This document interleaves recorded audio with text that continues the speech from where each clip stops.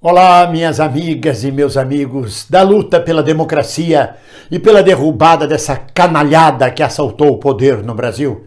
Alegrias, alegrias, vamos deixar de tristeza, de depressão. Lembrando Gonçalves Dias, não chores, meu filho, não chores, a vida é luta renhida, viver é lutar.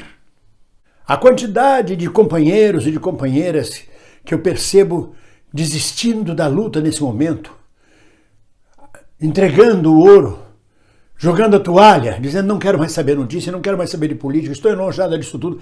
A derrota que nós tivemos na eleição para a Câmara desestimulou de vez dezenas, centenas, milhares de companheiros. E isso não pode, não deve acontecer. A luta é longa, é preciso ter paciência. É claro, é um momento de descenso da luta. Nós passamos por isso em 1970, passamos por isso em 72, 73.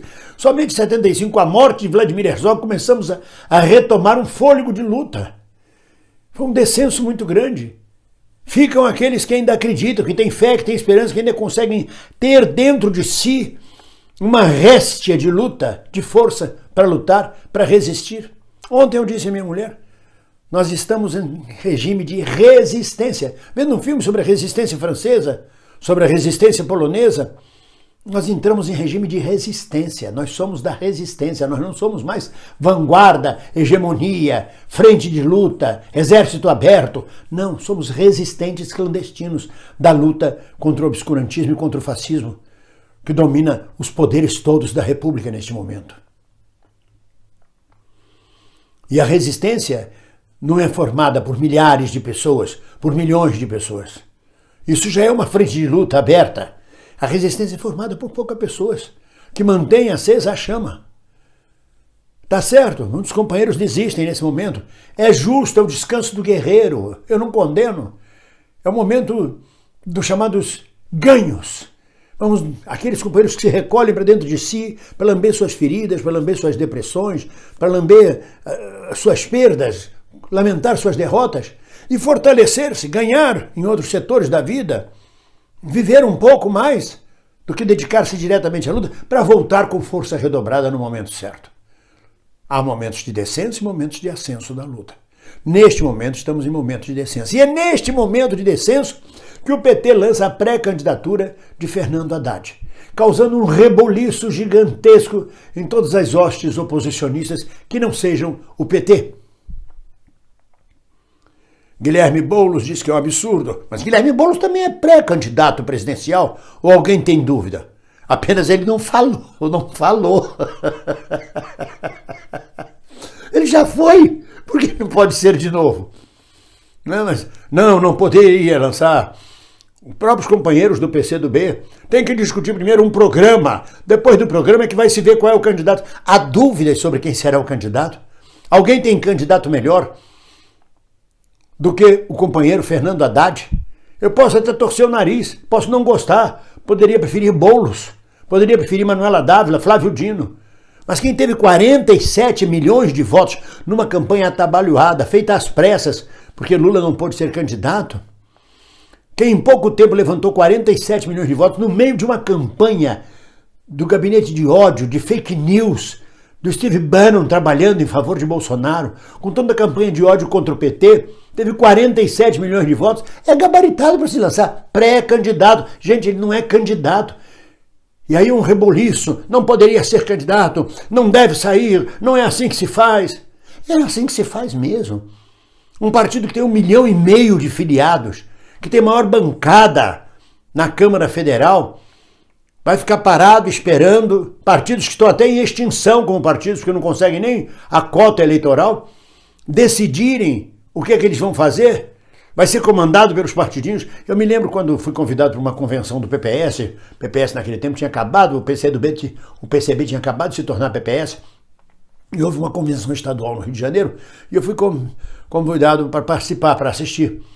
E eu vi um diálogo muito interessante, porque a política é uma arte muito cruel, a política é profundamente cruel. A política não é o que nós, leigos ou militantes de base, achamos, que maravilha, aquele é meu líder, esse é meu companheiro. Não, tem coisas que rolam que a gente não toma conhecimento. Esse papo mesmo de primeiro vamos discutir programa, que programa? Cada partido já tem seu programa. Teve 2018 para discutir programa, teve 2020 para discutir programa, teve agora a eleição da Câmara Federal para discutir programa.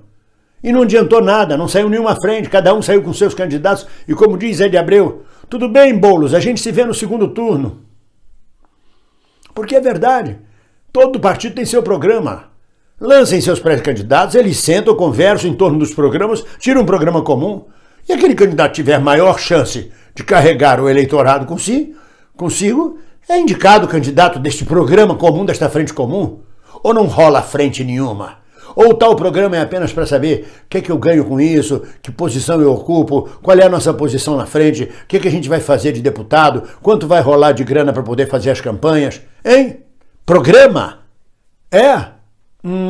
Tá. Agora senta lá, Cláudia. Então teve todos esses anos para discutir programa. E que programa? E que frente? No Rio de Janeiro, Marcelo Freixo, na primeira eleição do PSOL, para prefeito, disse, não quero aliança com ninguém. Perdeu a eleição porque não fez aliança. Na segunda eleição para prefeito, ele disse, ou todo mundo me apoia ou eu não sou candidato. E não ganhou a eleição. E perdemos mais uma vez o processo eleitoral do Rio de Janeiro. Isso é coisa que se discute com programa e se considera com alianças. Agora mesmo, toda a oposição lançando e apoiando em Rodrigo Maia. O PSOL saiu com candidatura própria. Louvável, a maravilhosa e coerente Erundina. Mas esperou fazer programa, juntou? Não. Eu estava, como eu disse a vocês, eu estava numa convenção do PPS e estavam formando a chapa, os nomes para as chapas da direção estadual do partido no Rio de Janeiro. E aí eu vi o seguinte diálogo de um militante do PPS com um cara da direção do PPS. Olha aí, camarada, eu fui candidato a vereador em Angra dos Reis e meu nome não consta na lista da direção estadual da eleição. Aí o cara da direção falou assim, quantos votos você teve? Eu falei, eu tive 298 votos. Ah, então vai de merda, não enche o saco. Claro, é de uma crueldade. Aí diz, mas antidemocrático é absurdo. Não, é cruel. Ou você tem cacife eleitoral para fazer parte, ou você não tem cacife eleitoral. Se você sai candidato a vereador e tem 200 votos, por que você vai ter que fazer parte da direção de um partido? Tem gente prioritária em cima disso. A mesma coisa. Haddad teve 47 milhões de votos, tem um belo cacife eleitoral. Os tempos são outros, política é como nuvem. Eu não sei por que esse escândalo todo. Cada partido que lança seu candidato, programa, todo mundo está cansado de saber qual é o programa de cada partido. Vai tirar um programa em comum? Tira, depois que cada partido lançar seu pré-candidato, sentam os pré-candidatos, se tiverem realmente aberto mão dos seus egos e estiverem realmente pensando na nação brasileira, sentam os pré-candidatos, analisam os programas comuns, veem os pontos comuns, tiram um programa em comum e aquele candidato, aquele dos pré-candidatos que apresentar maior chance de aglutinar número de votos é indicado pela tal frente ampla da esquerda. Ou não é isso que vai acontecer? Ou não é programa a questão?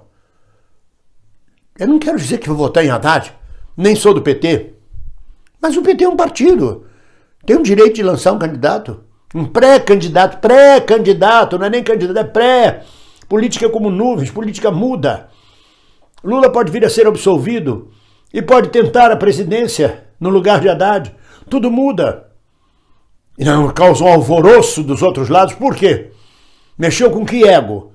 Mexeu com que interesses políticos que não passam pelas bases. É isso que precisa ser muito claro, para a gente não ser manipulado. O PT tem direito, como partido que é, como a maior bancada da Câmara Federal, de já se precipitar numa pré-candidatura. De antemão, mesmo que não haja um programa em comum, o PT tem a obrigação de lançar um candidato à presidência, mesmo que seja no primeiro turno, para aumentar a sua bancada legislativa, para puxar voto em todo o Brasil. Agora faz sentido um partido ter 1,5 milhão de militantes, tem a maior bancada da Câmara Federal, maior bancada de prefeitos eleitos. Ele vai parar para esperar um partidinho que nem sabe se vai continuar existindo como partido porque não supera a cláusula de barreira, decidir o que este partidão da esquerda vai ter que fazer. Não, essa discussão se dá na prática. Se dá com cada um lançando seus candidatos, seus programas. Se tem boa vontade realmente por um programa comum, por uma candidatura comum de uma frente, vão ter boa vontade de sentar na mesa. Tem 2 anos para isso, para esse projeto. Senão, como diz Zé de Abreu, a gente se vê no segundo turno. Porque não chega a uma unidade. Porque é uma luta de egos, porque é uma luta de partidos, porque é uma luta política, de poder, similar à luta do capitalismo, similar à luta, a qualquer outra luta política da direita. É a mesma coisa, está aí o MBL se esfacelando, se estraçalhando todo por causa da luta política interna. Eu não quero dizer com isso que aplaudo a indicação de Fernando Haddad, mas pelo menos nesse momento de descenso surge um nome, sai na frente. É obrigação de um partido com suas bases, sobretudo um partido gigantesco como o PT. Não faz sentido ficar esperando, não, vamos esperar os companheiros dali que são indecisos, são complicados. Nossa, tem tanta tendência dentro daquele partido para discutir, para a gente ficar esperando, para ver que candidato a gente vai lançar, o que eles vão querer que a gente faça. Quem tem hegemonia, sai na frente e vai se discutir. Se tiver boa vontade, senta todo mundo para discutir um programa comum e um candidato comum. Duvido que isso venha a acontecer, mesmo que tivesse toda a boa vontade do PT ou de qualquer outro partido. A esquerda não se une, não chega a um acordo. Porque os egos, porque os interesses políticos, os interesses econômicos, financeiros, os interesses por cargos, os interesses de participação na luta política são maiores do que os interesses pela nação brasileira. Ou não? Alguém tem dúvida disso? Alguém viu algo diferente nos últimos anos? É isso que eu digo. Fez um rebuliço gigantesco. Mexeu com egos, mexeu com vontades, mexeu com projetos. Não se faz isso. Eu tenho meu projeto. Como é que sai na frente falando que é pré-candidato? É pré-candidato apenas, gente. É só pré-candidato. Ainda tem muita água para rolar por debaixo dessa ponte. Mas não esqueça, Haddad é combativo. 47 milhões de votos. Tem alguém mais na esquerda capaz de puxar 47 milhões, 52 milhões para ganhar uma eleição? Tem Flávio Dino, tem Boulos, tem diversos nomes na roda. Tem Luiz Erundina, pode ser até um nome que não é nem Erundina, nem Dino, nada disso. Pode ser um nome estranho, lançado, tirado da cartola. Mas vocês acham que isso vai acontecer realmente? Isso aconteceria e acontecerá na esquerda brasileira? Não. Não. Quem sobreviver verá. Começa a luta política. E começa no momento de descenso, no pior momento da luta, quando as pessoas estão desesperadas e decepcionadas. Talvez o lançamento de Fernando Haddad como pré-candidato mobilize e aglutine forças que estão desesperadas, que estão reprimidas, que estão deprimidas, que estão desistentes da luta. Talvez seja um clarão na escuridão. Ou não. Seja lá como for, vamos juntos, gente. Vamos juntos, vamos lutar por um programa comum. Mas o programa já existe, é só sentar e ver os pontos comuns e tirar um programa comum, um programa mínimo. É tão difícil assim? Ora, meu Deus, ninguém solta a mão de ninguém. Um abraço.